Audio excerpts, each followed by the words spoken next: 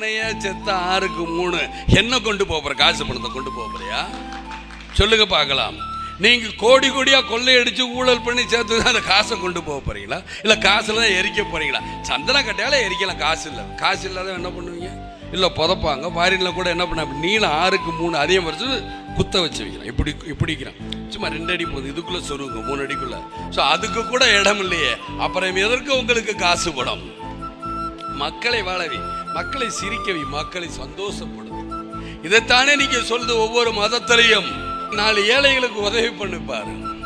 அதுல இருக்கிற சுகம் எதுலையும் கிடையாது. இதை நான் அனுபவிச்சிருக்கேன், அணுகுணவா அனுபவிச்சிருக்கிறேன். வீடு கட்டணும்னு நான் நினைப்பேன், வீடு கட்ட விட மாட்டாங்க. வருமான வரி சோதனை பண்ணுவாங்க, இருக்கட்டும். ஆனா வீடு கட்டணுங்க போல பணம் எடுத்துட்டு போகணும். ஏன்? நான் நல்லா இருக்கணுங்கிறதுல, என்னை நம்பி வரங்க நல்லா சாப்பிடணுங்கிறக்காக தான்.